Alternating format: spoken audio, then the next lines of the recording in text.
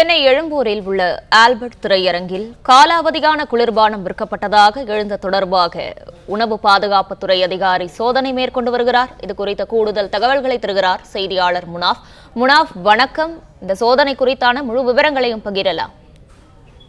சென்னை எழும்பூரில் உள்ள ஆல்பர்ட் திரையரங்கில் நேற்று விற்கப்பட்ட காலாவதியான குளிர்பானம் தொடர்பாக சென்னை உணவு பாதுகாப்புத்துறையின் மாவட்ட நியமன அலுவலர் சதீஷ்குமார் தலைமையில் தற்போது சோதனை மேற்கொண்டு வருகின்றனர். குறிப்பாக நேற்று ஞாயிற்றுக்கிழமை விடுமுறை தினமான நேற்று எழும்பூர் ஆல்பர்ட் திரையரங்கில் பெண் ஒருவர் தனது குழந்தைகளுடன் திரைப்படம் பார்க்க வந்திருக்கிறார். திரைப்படம் இடைவேளைக்கு பிறகு குளிர்பானத்தை வாங்கி அறிந்திருக்கிறார். அந்த குளிர்பானம் காலாவதி ஆகி இருந்ததாகவும் அதே போல விற்கப்பட்ட குளிர்பானத்தில் சாராயம் வாடை அடித்ததால் குளிர்பானம் ஆய்வுக்கு உட்படுத்த உணவு பாதுகாப்புத்துறை உத்தரவிட்டிருக்கிறது.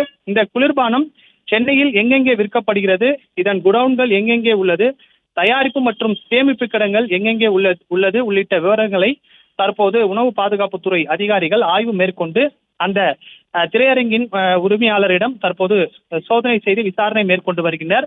அது மட்டுமல்லாமல் உணவு பாதுகாப்புத்துறை விதியின்படி திரையரங்களில் காலாவதியான குளிர்பானங்களை விற்பனை செய்யப்பட்டால் கடும் நடவடிக்கை எடுக்கப்படும் எனவும் ஏற்கனவே தெரிவிக்கப்பட்டுள்ளது.